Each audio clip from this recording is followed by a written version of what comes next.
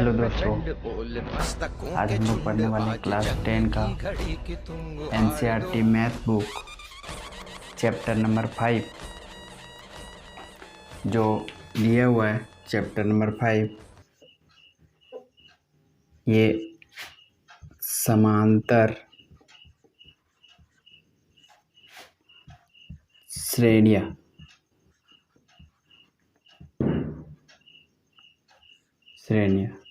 जिसको कहते हैं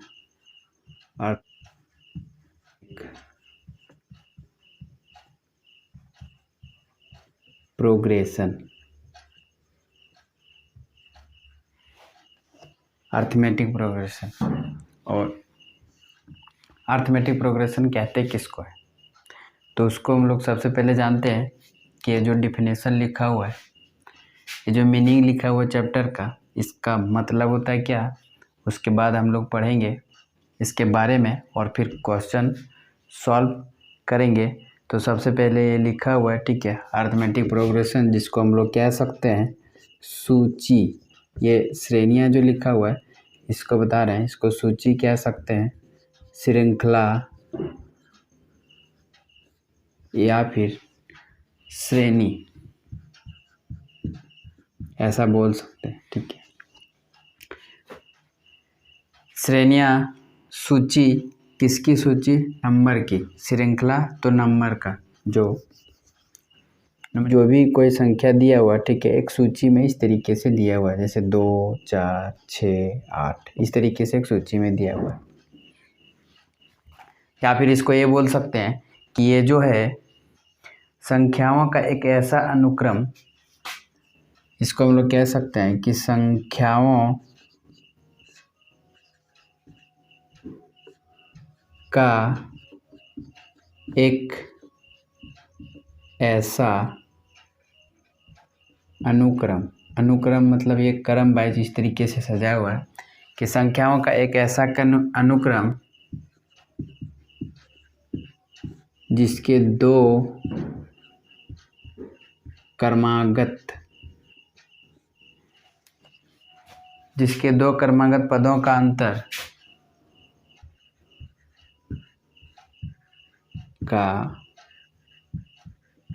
अंतर नियत हो। मतलब ये समांतर श्रेणी को इस तरह से कह सकते हैं हम लोग, ठीक है, कि संख्याओं का एक ऐसा अनुक्रम जिसके दो क्रमागत पदों का अंतर नियत हो, यानी कि समान हो। हम बात करते हैं कि जैसे बात करें तो 4, 7, 10, 13, 16, हमने क्या किया, संख्याओं का एक ऐसा अनुक्रम जिसके दो क्रमागत पदों का अंतर क्या हो, नियत हो, मतलब बदले नहीं, समान हो हर जगह।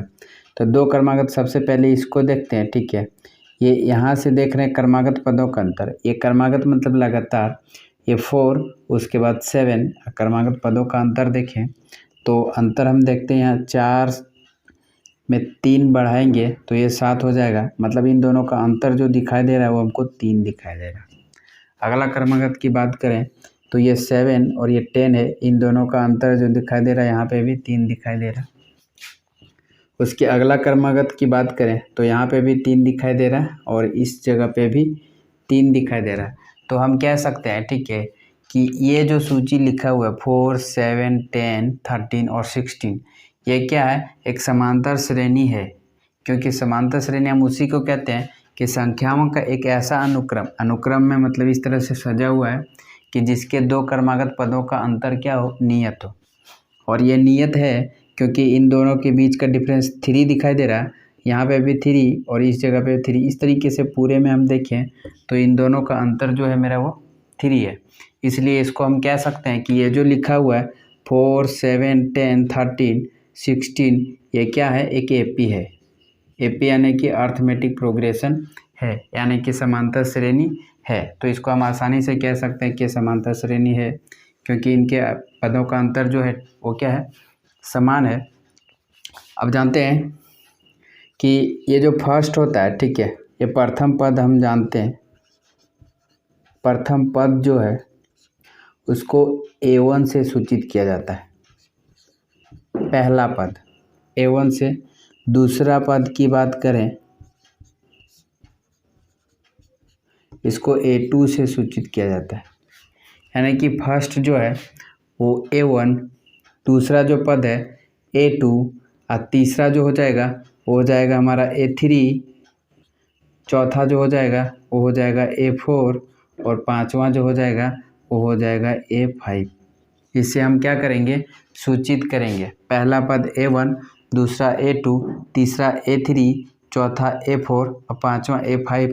इस तरीके से जितना भी पद रहेगा तो उसको हम लोग कह सकते हैं, जैसे 10 पद है तो A10 बोलेंगे कि टोटल इसमें दिखा रहा है कितना पद की बात कर रहे हैं, तो 10वां पद की बात कर रहे हैं। 32 पद है तो A32 बोल देंगे, ठीक है, A32 हो जाएगा, ये 32वां पद हो जाएगा। इस तरीके से जैसे यहाँ पे लिखा हुआ है 4 तक लिखा हुआ है, 5, 6, 7 इस तरह से 32 रहेगा तो 32 हम लिख सकते हैं, 32 पद हो जाएगा इसमें।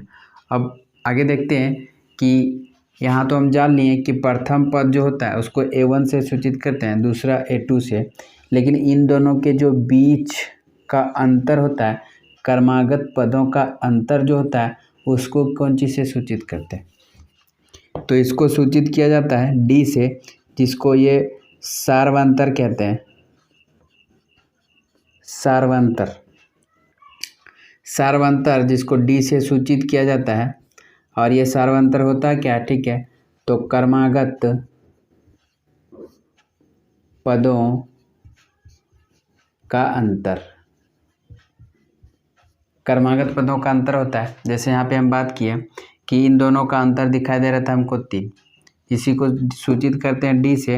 अगला भी यहाँ पे देखेंगे तो 3 दिखाई देगा, तो इस तरीके से हम निकाल भी सकते हैं। और D बराबर मेरा क्या हो जाता है, ठीक है, मतलब सार्वंतर निकालने का तरीका ये होता है कि A2 माइनस A1, मतलब बड़ा में से माइनस होगा छोटा, ऐसा जरूरी नहीं पद की बात, पद में बड़ा, जैसे A1 है A2 तो 2 बड़ा हो गया तो A2 माइनस क्या करेंगे, A1 करेंगे। लेकिन यहाँ पे जो दिख रहा है ये 4 के बाद 7 है, हम लोग को अभी दिखाई दे रहा है कि ये 7 है, चलो यहाँ से बड़ा है। लेकिन जब यही इसको इस तरीके से लिखेंगे 10, 8 तो ये छोटा हो जाएगा, तो उस समय हम लोग कन्फ्यूज़ हो जाएंगे कि पहले लिखेंगे किसको, ये 10 को या फिर 8 को। तो ये जो दूसरा पद तीसरा पद में जो संख्या दिया है इसको मत देखना, पद देखना। तो पद हम A2 माइनस क्या करेंगे, A1, ये A2 हो जाएगा, A2 मेरा 7 है और A1 है कितना, 4, और यहाँ से माइनस कर देंगे तो निकल जाएगा 3, ठीक है। ये सार्वंतर निकालने का ये तरीका होता है। एक दो क्वेश्चन देखते हैं इनसे रिलेटेड।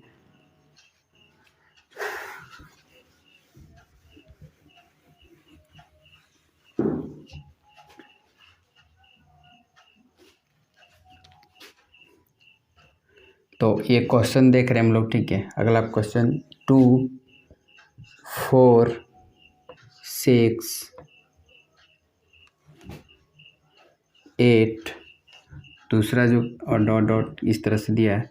दूसरा जो क्वेश्चन है वो हमारा है 6, 10, 14, 18, 22 और डॉट इस तरीके से क्वेश्चन दिया हुआ है। इनमें से हम क्या देखना चाहेंगे कि सबसे पहले जो लिखा रहता है क्वेश्चन हमको इस तरह से पूछता है कि दिए हुए AP में, ये पहले AP दिया हुआ है, बोल दिया कि दिए हुए AP में प्रथम पद और सार्वंतर निकालिए।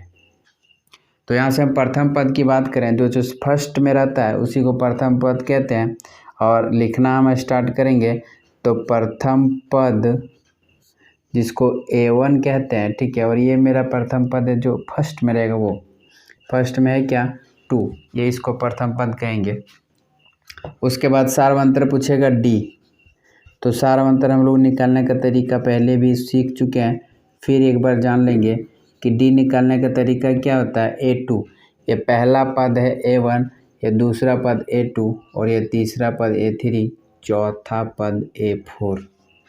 D निकालने का तरीका होता है A2 माइनस A1, क्रमागत पदों का अंतर जिसको सार्वंतर कहते हैं हम लोग। तो A2 माइनस A1 होता है, और A2 मेरा दिया है 4, अब माइनस कर देंगे A1 दिया हुआ है 2, 4 में से 2 चला जाएगा तो बच जाएगा 2। ये हमारा निकल गया सार्वंतर और इस क्वेश्चन का ये आंसर। क्योंकि शुरू में ही क्वेश्चन बोला था कि हमको प्रथम पद और सार्वंतर निकालना है, उससे आगे कुछ निकालने की जरूरत नहीं है। दूसरा क्वेश्चन देखिए हम, तो इसमें भी प्रथम पद जिसको A1 से हम लोग सूचित करते हैं, हर एक बार हिंदी लिखने का जरूरत नहीं है। प्रथम पद द्वितीय पद A1 लिखेंगे मतलब ये प्रथम पद ही है। तो ये 6 दिया हुआ है और D की हमने बात किया तो ये पहला पद, ये दूसरा और ये तीसरा और ये रहा चौथा, इस तरीके से चलते जाएगा। तो ये D निकालने का तरीका होता है A2 माइनस A1 और D जो दिया मेरा ये 10 दिया हुआ है और A1 दिया है कितना 6, माइनस कर देंगे तो आ जाएगा 4। प्रथम पद मेरा रहा 6 और जो सार्वंतर पूछा था वो कितना है 4 है। तो इस तरीके से किसी भी संख्या का एपी पूछेगा और प्रथम एपी में प्रथम पद और सार्वंतर पूछेगा तो हम लोग ज्ञात कर सकते हैं। ठीक है, अब यदि कोई पूछा ठीक है कि कोई पद एपी है या नहीं है, ठीक है, इसको हम लोग कैसे ज्ञात करेंगे, तो उसको जानेंगे हम लोग कि कैसे ज्ञात करेंगे कि एपी है या नहीं है। उसके लिए देखते हैं क्वेश्चन।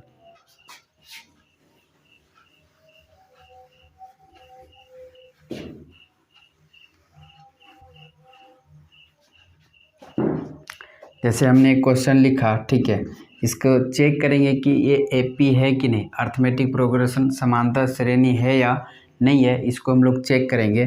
तो लिखा हुआ क्वेश्चन 2, 9, 16 और ये 23 डॉट डॉट डॉट। ये पूछा है ठीक है कि एपी है या फिर नहीं है। तो हम सबसे पहले ज्ञात करेंगे कि क्रमागत पदों का अंतर। क्या लिखा हुआ, संख्याओं का एक ऐसा अनुक्रम जिसके दो क्रमागत पदों का अंतर, दो मतलब ये देखो पहला दूसरा, ठीक है, इनके अंतर और ये इन दोनों का अंतर और इन दोनों का अंतर, सभी का अंतर चेक करेंगे।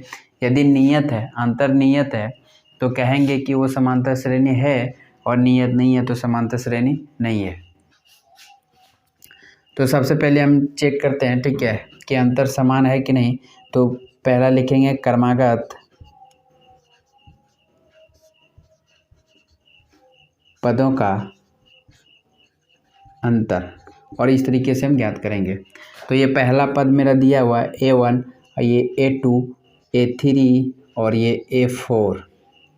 अब सार्वंतर निकालने का तरीका हम जान ही लिए क्या होता है, क्योंकि क्रमागत पदों का अंतर लिख रहे हैं इसलिए बार बार डी लिखने की जरूरत नहीं है हमको। तो हम डायरेक्ट लिख सकते हैं A2 माइनस A1। सार्वंतर निकालने का तरीका ये होता है, A2 मेरा कितना है 9 है और माइनस 2। अब यहाँ से घटा देंगे तो बच जाएगा 7, या फिर इसको इस तरीके से भी लिख सकते हैं हम कि 9 माइनस 2 इक्वल टू 7। अगला क्रमागत पदों का अंतर निकालें तो यहाँ पे A2 माइनस A1 किए थे, अगला क्या हो जाएगा A3 माइनस A2, घटा देना बड़ा में से छोटा। A3 मेरा कितना है 16 और A2 जो दिया है वो 9, 16 में से 9 चला जाएगा तो बच जाएगा 7। आगे की हम बात करें तो A4 माइनस A3 और ये A4 दिया है 23 माइनस A2 जो दिया है वो दिया है 16 और ये माइनस कर देंगे तो बच जाएगा 7। अब यहाँ पे देखें क्या, चूँकि क्रमागत पदों का अंतर जो हमको दिखाई दे रहा था सभी में, वो सभी का सभी क्या था 7, यानी कि नियत है, सभी में समान पद आ गया। इसलिए हम कह सकते हैं ठीक है, चूँकि क्रमागत पदों का अंतर समान है इसलिए यह एपी की सूची में है, या फिर डायरेक्ट एपी है। क्योंकि यहाँ पे क्रमागत पदों का अंतर समान है इसलिए ये एपी है, ये हमने बोल दिया क्योंकि पहले ही से ही मालूम है हमको कि क्रमागत पदों का अंतर यदि समान रहेगा, क्योंकि समान श्रेणियाँ लिखा, समांतर श्रेणी, क्रमागत पदों का अंतर समान रहेगा तो यह होगा, और नहीं रहेगा तो नहीं होगा। दूसरा क्वेश्चन देखें, ठीक है, अगले, क्या ये पी है या फिर नहीं है। तो ये दूसरा क्वेश्चन दिया है 70, 50, 30 और ये 10, इस तरीके से। तो क्रमागत पदों का अंतर लिखेंगे, क्रमागत पदों का अंतर, ठीक है। क्रमागत पदों का अंतर निकालने का तरीका हमको मालूम है, ठीक है। बड़ा में से माइनस कर देंगे छोटका, तो आ जाएगा मेरा A2 कितना दिया है 50। ये चूँकि ये पहला पद, ये दूसरा पद, ये तीसरा पद और ये चौथा पद। A2 जो दिया है 50 और A1 जो दिया है मेरा वो दिया है 70, माइनस कर देंगे, ठीक है। 50 में से चला जाएगा 70, जाएगा क्या, जाएगा।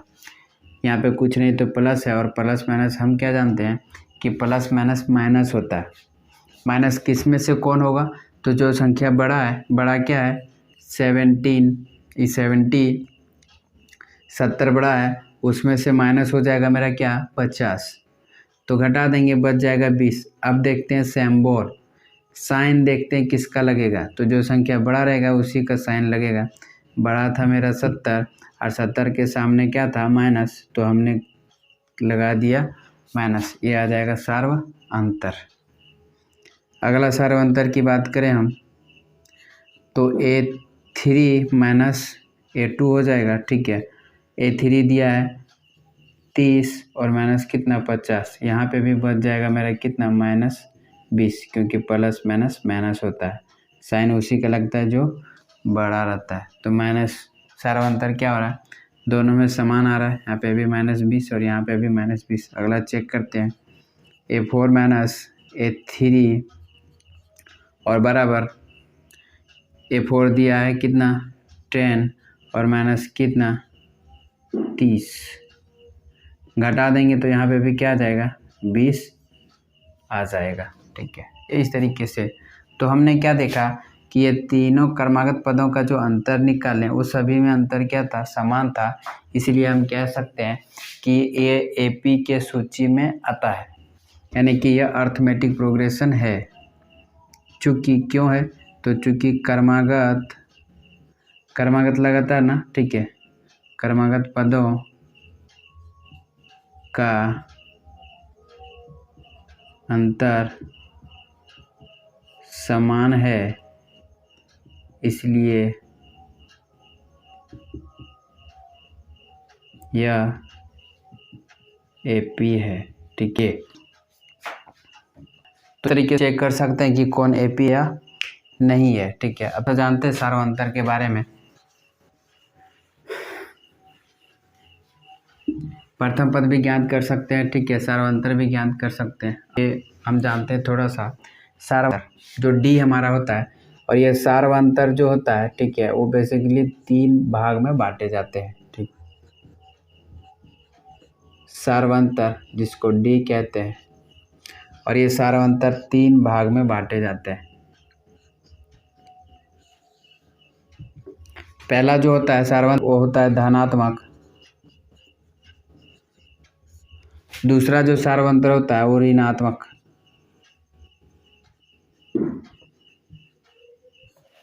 और तीसरा जो होता है सार्वअंतर, ठीक है, वो होता है शून्य। धनात्मक क्या होगा, जिस AP का मान, ठीक है, कि AP का मान बढ़ता है, ये धनात्मक में तभी आता है सार्वअंतर धनात्मक में जब AP का मान क्या होता है, बढ़ता है, ठीक है। कैसे बढ़ेगा, जैसे हमने लिखा था, क्या लिखे थे कि 2, 4, 6, 8 और ये 10, इस तरीके से। तो यहाँ पे मान क्या हो रहा था, 2 से 4 हो रहा था, 4 से 6, 6 से 8, 8 से 10। तो यहाँ पे क्या होता है, धीरे धीरे क्या हो रहा था, बढ़ रहा था, यानी कि सब में हम देखें तो यहाँ पे बढ़ रहा था, 2 से 4 2 बढ़ा था, इससे 2 बढ़ा था, यानी कि डायरेक्टली हम कह सकते हैं कि यहाँ पे जिसका भी मान है वो क्या हो रहा है, बढ़ रहा है। ठीक है, इनकी डी निकालने की प्रयास करें इसमें, तो A2 मेरा क्या है 4 माइनस A1 क्या है 2, निकाल देंगे तो क्या हो जाएगा 2 आ जाएगा सार्वंतर इसका।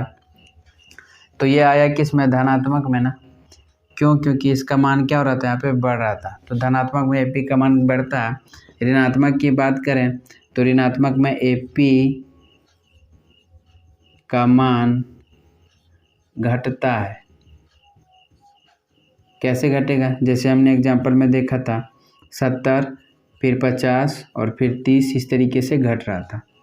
तो हम क्या देखें, 70 से क्या हो रहा है 50 हो रहा है, अब 50 से फिर 30 हो रहा है, मतलब घटते क्रम डिसेंडिंग ऑर्डर में जा रहा है। अब यहाँ पे डी निकालना है, तो डी निकालने का तरीका क्या होता है, A2 माइनस A1 होता है।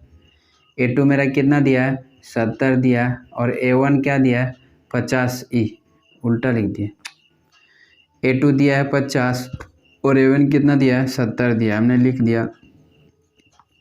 अब 70 में से 50 चला जाएगा तो बचेगा कितना 20, साइन किसका लगेगा, जो संख्या बड़ा है, बड़ा के सामने माइनस है तो माइनस लग दिया।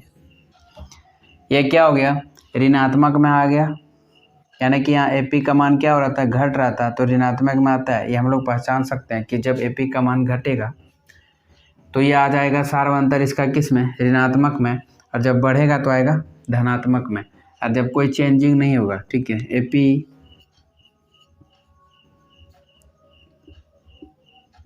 के मान में बदलाव नहीं होता है, या तो AP का मान समान होता है ऐसे बोल सकते हैं, या तो कोई भी बदलाव नहीं होता है। जैसे हम बात करें यहाँ पे लिखे 3 इस तरीके से, तो और भी 3 लिख सकते हैं, जितना चाहे उतना लिख सकते हैं। अब इन दोनों के बीच का जो डिफरेंस देखें हम, सार्वंतर होता है। ये डिफरेंस निकालने का तरीका क्या होता है, A2 माइनस A1, ये है A2 मेरा 3 है और माइनस क्या करेंगे 3, तो आ जाएगा कितना 0। तो ये सार्वंतर शून्य आएगा, उसको हम लोग क्या कहेंगे, शून्य सार्वंतर कहेंगे। सभी में भी चेक करेंगे, A3 माइनस A2 यहाँ पे भी चेक करेंगे, तो A3 क्या हो जाएगा 3 और माइनस कितना 3, अगर घटाएंगे तो कितना जाएगा 0। ये AP है, तो AP के मान में जो कोई भी बदलाव नहीं हो रहा है, जिसका सार्वंतर हम देख रहे हैं क्या आ रहा है 0 आ रहा है, तो उसको हम लोग कहेंगे, ठीक है, कि इसका सार्वंतर शून्य है। माइनस में आएगा तो ऋणात्मक कहेंगे, अब प्लस में जाएगा तो धनात्मक कहेंगे। तो आज के लिए इतना ही, मिलते हैं अगले वीडियो में, तब तक के लिए बाय बाय।